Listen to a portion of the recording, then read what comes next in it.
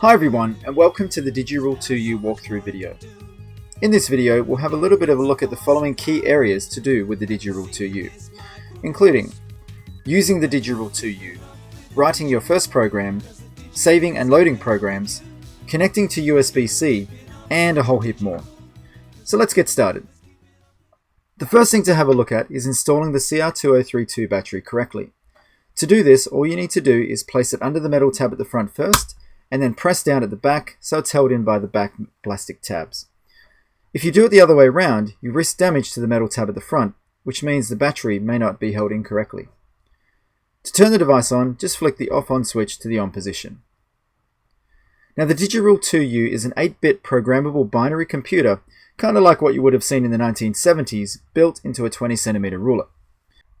Let's have a look at writing our very first program. So you can see over here on the computer screen, I've got 3 blocks of information. Now this is actually the same program, just written in a few different ways. Up the top here is our assembly listing for the program. Over here is that assembly listing converted into binary machine code. And then all I've done here is I've converted that binary machine code into a line-by-line sequence, which is how it will be displayed or presented within the Digirule 2U. So what does this program do? Let's have a look at the assembly listing. We're going to be setting the speed of the CPU to 128. This value could be any value from 0 to 255. The higher the number, the slower the speed of the CPU. 128 is a nice mid-range speed. Once we've set the speed, we're going to be copying a literal value to a register. The literal value that we're copying is the number 1, and the place that we're copying it to is the LED register. Anytime we send any information to the LED register, it will be displayed on this bottom row of LEDs on the Digirule 2U. Once we've copied that information, we're going to be incrementing the number that's stored within the LED register. So it starts off at the number 1, and every time we call this instruction, it's going to count up by 1 each time. Once we've done that, we're going to form a loop by jumping to this particular address. If we count through these, this is going to be located at address 0, 1, 2, 3, 4, and 5. So you can see every time we get to this jump 5 instruction, we're really just saying go back to the start of this increment instruction. So we're constantly going to be in this loop, incrementing the data contained within LED register. And that's how we're making an 8-bit counter. It just keeps counting up by 1. Now, all of this is that assembly listing converted into machine code. If we have a look at the instruction set on the website, or which is printed on the reverse of the PCB, we can see the first instruction that we're using is speed. Speed takes 2 bytes, and this is the instruction, or this is the binary machine code for speed. 0000010. So this is speed, and then it needs a second byte to set the speed to what you want to set it to. This is the binary representation of the number 128. Once we've done that, we come down to the next instruction, copy LR. Copy LR needs 3 bytes, and this is the binary machine code for copy LR. So this is copy LR. This is the literal value that we want to copy, which is the binary representation of the number 1, and this is where we're copying it to. All ones is designated, or it's a placeholder for the LED register. Here's our next instruction. This is increment. Here it is. So that particular instruction, increment, needs 2 bytes. We have to say, well, what do you want to increment, or what register do you want to increment? And we want to increment this register, which is the LED register. Then we're forming a loop by giving the jump command. If we have a look here, jump needs 2 bytes, and that is the machine code for jump. And this is where we want to jump to, or this is the memory address that we want to jump to, which is the binary representation of the number 5. Then down here, this is how it will be input into the Digirule 2U, line by line. We've got 0, 1, 2, 3, 4, 5, 6, 7, 8. Okay, let's punch it in and run it and see what it does. So starting at the very first address 0, all the LEDs are off, we're going to put in the first instruction, which is speed. Let's store that. Every time we press the store button, it will store that data that we just put in, and it will automatically go to the next address. So speed, 128, copy literal value. The literal value we want is 1. Where do we want to copy that to? we want to copy it to the LED register, which is all ones. Then we want to increment the LED register. So to do that, we need 0, 0, 0, 1, 1, 1, 1, 0. LED register. And then finally we want to jump, which is 0, 0, 1, 0, 1, 0, 0, 0. And where do we want to jump to? We want to jump to the binary representation of the number 5. So there's our complete program written into the Digirule 2U.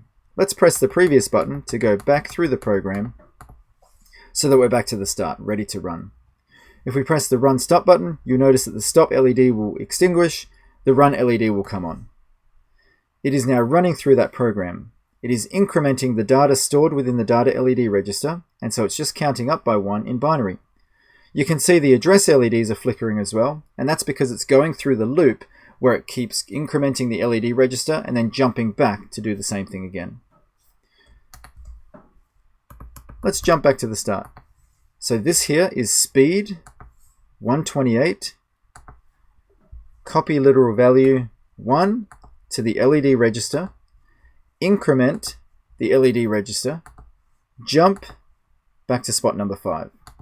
Let's speed this up. So here's speed 128. Let's lower this number to make it faster. Let's go there. We'll store that. We'll go back to the start of the program and run it. So you can see now it's running a whole heap faster.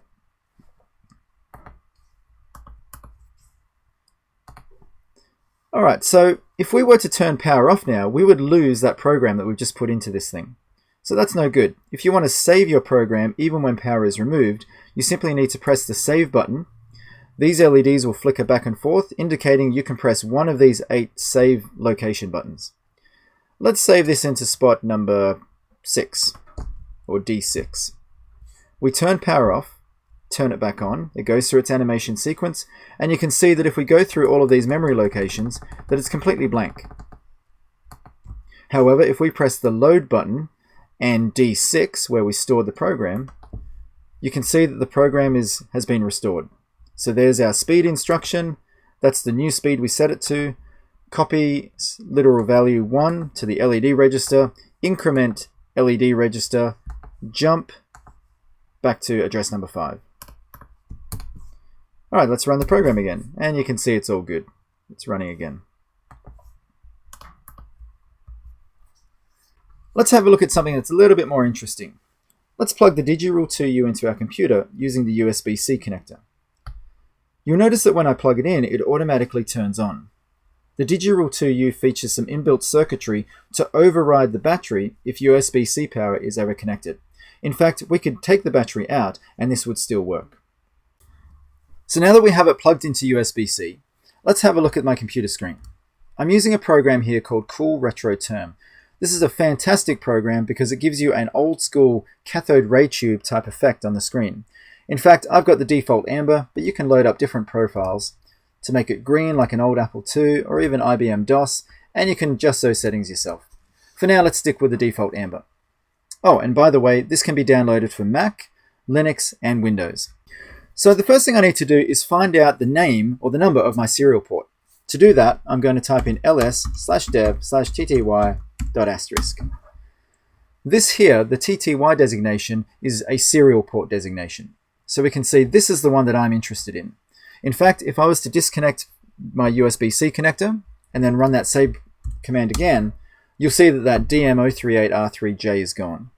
So that's how I know that my Digirule 2U is that particular number. Let's bring up a serial terminal. To do that, I'm going to use the screen command. So screen/dev/tty.usb serial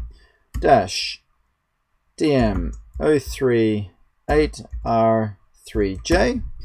So screen is going to be loading up a serial terminal. This is the particular port that I want to open up, and then I have to tell it what speed.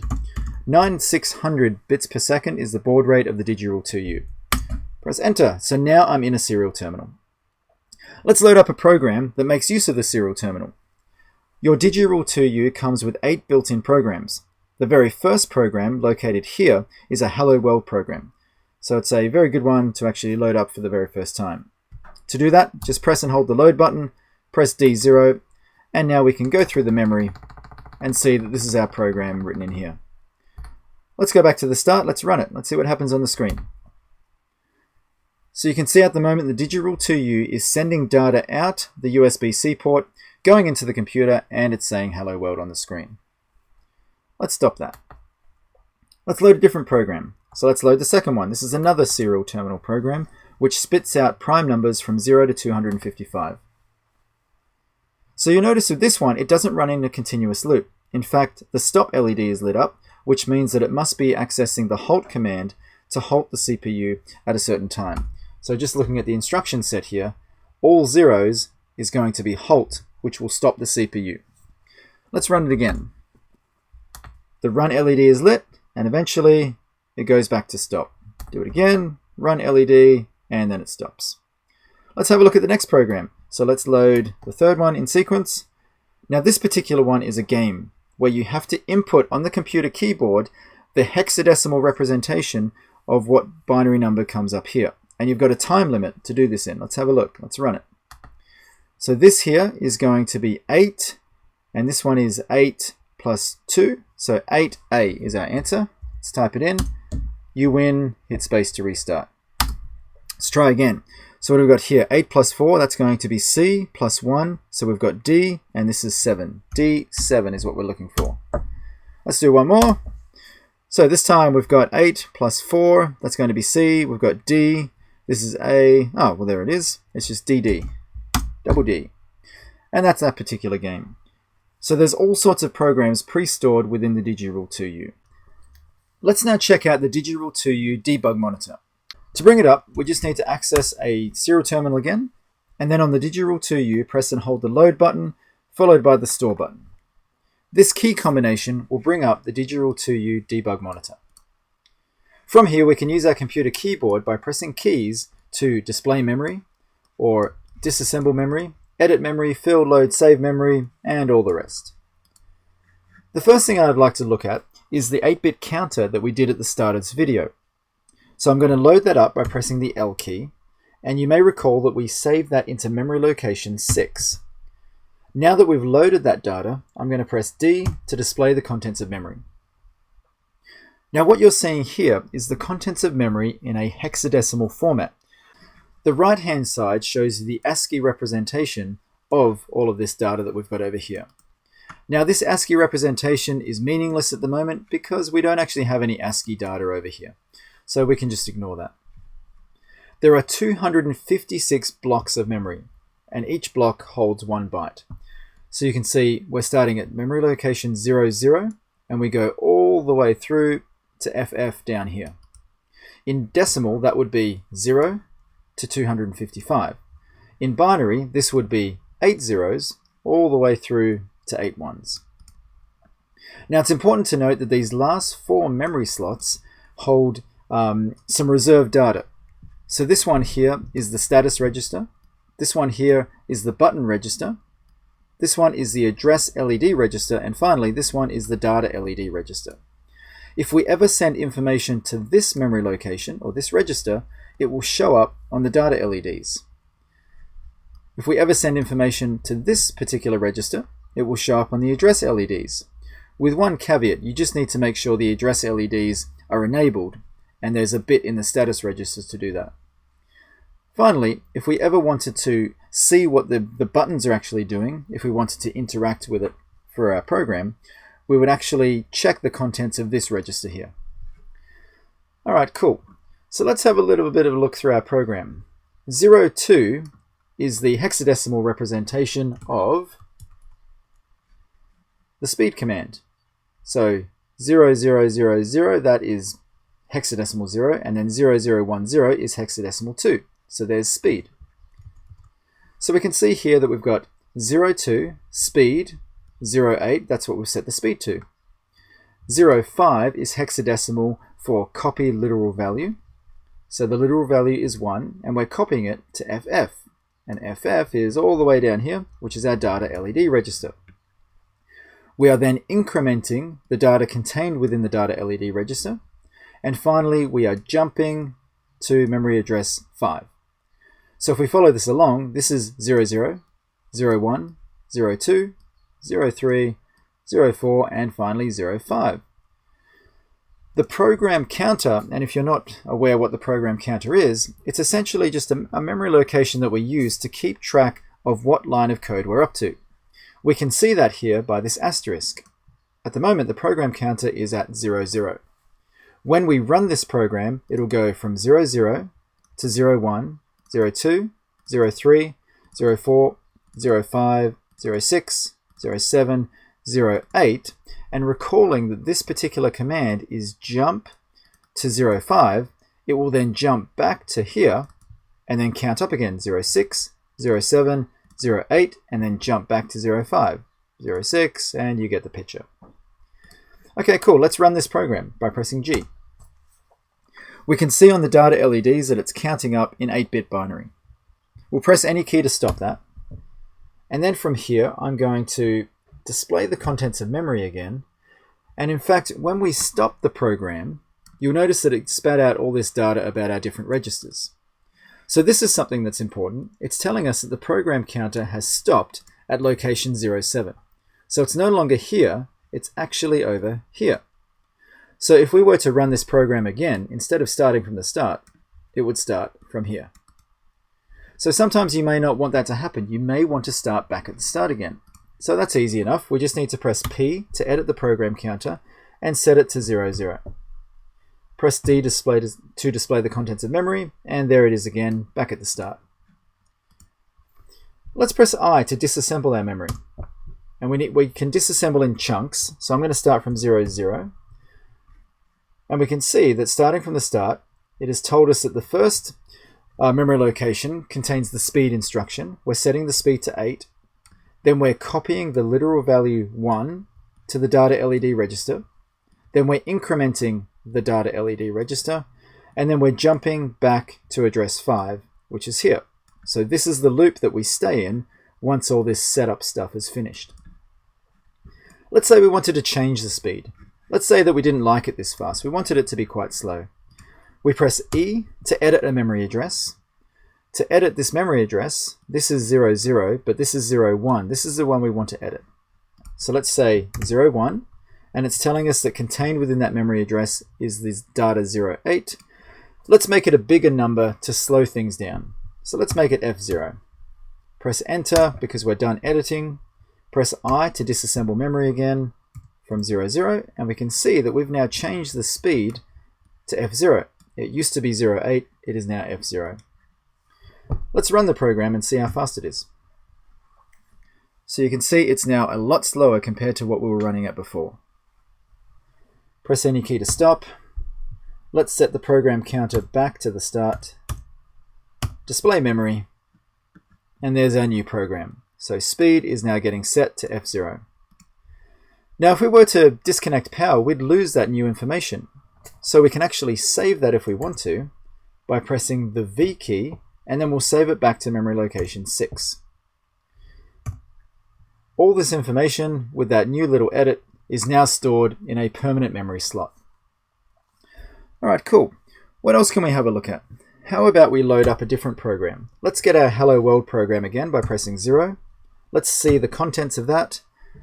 And in this case, ASCII is actually meaningful because here's all these little lines or these little characters that once they get spat out to the serial terminal, display in big writing the words Hello World. So let's run this. And there it is, Hello World. If we were to stop this, you notice that the program counter is stopped at this particular location. If we display memory, it's actually stopped here. So if we wanted to run this program again, we may want to start back from the start to make sure that it displayed the Hello World properly. Let's load a different program. Let's load number 1. This one here will spit out all the prime numbers from 0 to 255. So let's run it. And there it is there, and it automatically stops. So something else that we can do here is step through our program. So you can see here that pressing the S key will step through one instruction at a time. So every time I press step, we're just executing one instruction at a time, really good for debugging. So you can see this program is back to our 8-bit counter, and every time I press it, it is counting. And we can see exactly what's going on with these different registers, which is very handy. Another good debugging tool is the breakpoint. So you can add a breakpoint in there if you wanted to. So it would run through some code, and then when it got to your specific breakpoint, it would stop right there. Alright, so that's basically the gist of our Digirule 2U debug monitor. Let's now check out the Digirule 2U assembler, which is given the name ADR2. So I'm on my terminal here. I'm just going to give you a directory listing, and we can see there's a few files that we're going to be having a look at. First of all, here's ADR2. That is the Digirule 2U assembler. We've got a couple of ASM files or assembly files here. Everybody's favorite example that we've been using throughout this video, 8-bit counter. We've also got a kill the bit example, and by the time you get your Digirule 2Us, there'll be loads of other assembly files that you'll be able to download and muck around with and load onto your Digirule 2U. Now there's one other file we need to have a think about just for the moment, DLDR2. This one is specific to those using a Mac, so you don't have to worry about it if you're on Windows or on Linux, but if you're on a Mac and you're trying to send files through the serial port to the Digirule 2U, Mac OS seems to have a bit of an annoying problem where it tries to change the baud rate from what it needs to be. That can lead to corrupt programs, and we don't like that. So DLDR2 is going to be helping us with transferring files to the Digirule 2U. Alright, so in order to assemble a file, we need to first have a look at a file. So here's one that I've written up earlier. This is the 8-bit counter. If you see the semicolon, anything after that is going to be counted as just comments. So the assembler will completely ignore it. So you can see I've got comments here, and then I've got lots of comments all the way over the right-hand side here. We do have a Digirule 2U assembler manual, and this will be uploaded so you can actually have a look at this online. There's a couple of things just to take note of in here. We've got a couple of directives, the org directive and the end directive, and you'll see this in the assembly listing. Here's org and here's end. So just very simply, the org directive just tells the assembler where to start putting the instructions in memory when it gets uploaded to the Digirule 2U. We want it to start from the very first memory location, 0. So we've got org 0. The end directive tells the assembler that we're finished with all of our assembly listing and there's no information past the end, and so it knows to stop assembling. So that's those two. Then from here, so I'll go back to the menu just for a second. So we've got this source line format, which are effectively in 4 different spaces. All the way to the very left is a label field. Then we have some white space, we have the operation. Some white space, we have our operand or operands, and then we have comments after that. So we'll be following that sort of format with, or that's the sort of format that the assembler is looking for in your assembly listing. Now, one thing I forgot to say is when you're editing your files, your assembly files, you can use any text editor that you want. I'm using Vim, or this particular one is Mac Vim. If you're on Windows, you can download Vim. If you're on Linux, you can also download Vim, or you can use any text editor that you like. Okay, so let's go back to the assembly. So we've got a comment, 8-bit counter. That's just the file name. We've got our org instruction telling the assembler to start from the very first memory location. We then have a label, setup. After that label is speed, and we're setting the speed to 8, just as we did before. If you wanted this to be a hex value, you just put 0x in front of it. Just like that, it defaults to decimal, like this is hexadecimal. Then after that, we're copying a literal value of 1 into this memory location. And as you recall, that 255, or if we wanted to, it could be OXFF, is the data LED register. Let's just go back to 255 decimal for the moment. Then we have another label called loop, and this is a really good label because we want to jump back to loop in this particular program. So here we've got increment 255, so that is the memory location 255, the data LED register. Then we're jumping back to loop. So that means it'll jump back to this particular line or this particular memory location, and it'll just keep in this loop forever and ever and ever until we turn power off. Okay, cool. So now let's look at actually assembling this file. To do that, we need to run the ADR2 command line utility. We need to put in our source file, which in this case is 8-bit counter.asm, and then we need to tell it, what do you want to export it as? Or what do you want to assemble it to? What's your output file? 8-bit counter.hex. If everything went well, it'll say assembly complete. there'll be no warnings, no errors, anything like that. It'll be all good.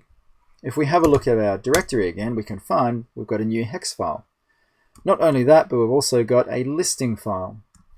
That listing file, it's just a text file. Let's have a bit of a look. Less adr2.list.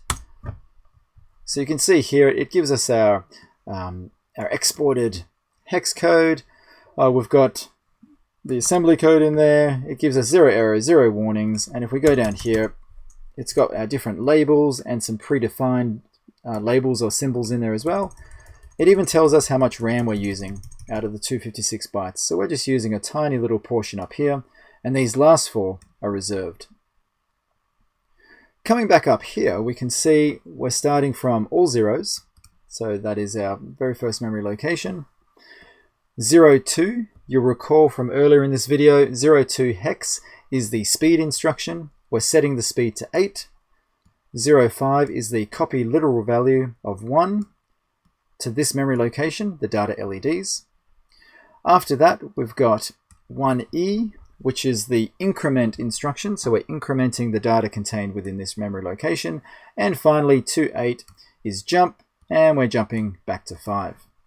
Let's get out of this. Let's now send this to the Digirule 2U. To do that, we're going to use the cat command. We need to tell it what file we want to send, so 8-bit counter.hex. Because I'm on a Mac, I need to make use of the DLDR2, /DLDR2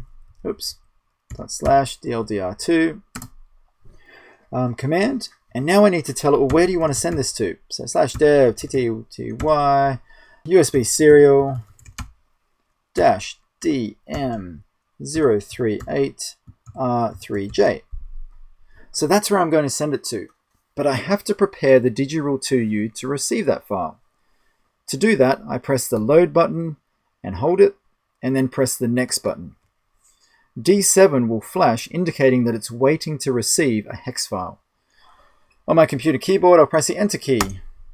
It is now sending that to the Digirule 2U, and now we can see that it's done.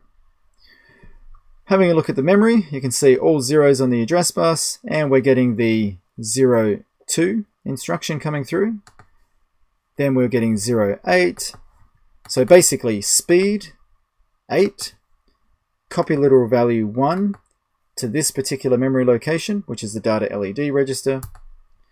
Then this one here is increment the data LED register, jump back to 5. So there's our complete program made through using the assembler. Let's run it. And so we can see that it's running that particular program. Let's go back to the start. Let's modify this program just a little bit.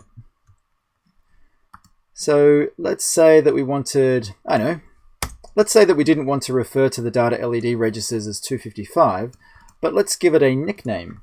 So to do that, we use the equates directive. So let's just call it LEDs equates to 255. Nickname for data LEDs. So now we can use this little nickname in place of these. So LEDs, and down here, LEDs. Let's save that file. Let's go back and assemble it. Assembly complete, no errors. Let's now send it to the Digirule 2U, but first let's prepare it to receive. So load next.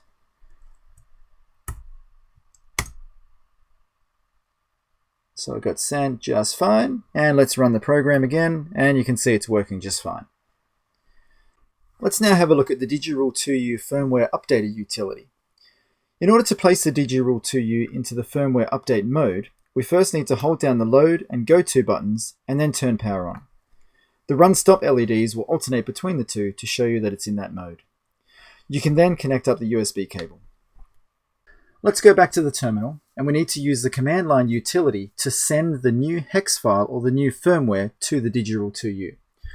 The way that we're going to do that is to use the UDR2 command line application. We need to tell it, well, what serial port do you want to send this to? So /dev /tty.usb serial -dm038r3j. And then we need to tell it, well, what is the firmware file that you want to send to the device? The firmware file we'll be using is dr2u.v31.hex. And that's it. So we'll run this application. It'll open the serial port. It'll erase the flash. It'll write to the flash. Just give it some time to do this. So it takes around about a minute. Once it's done this, it's going to go through the verification process. Just make sure everything is correct on the flash.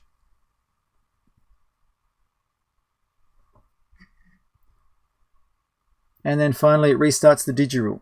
So we should be able to see that we can use the Digirule 2U just as normal. And that's basically it. So if we have any firmware updates in the future, we'll be able to release that as a hex file, and you can upload it to your Digirule 2U without the requirement to have any sort of external programmer or anything like that. Now, the last thing to have a look at in this video walkthrough is connecting up one Digirule 2U to another Digirule 2U in order to transfer some files. To do that, we're just going to use a simple 3-wire cable, which connects the RX, TX, and ground connections of this top one to the RX, TX, and ground connections of this bottom one.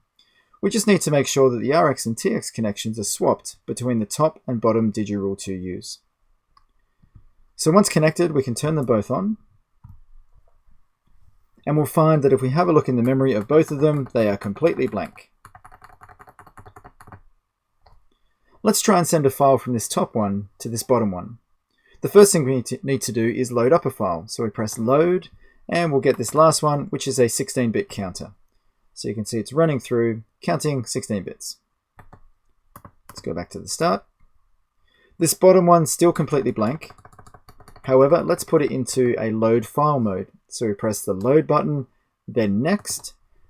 The D7 LED is lit up, saying that this one is waiting to receive a file. We can send a file from this one to this one simply by pressing and holding the save button and then pressing next.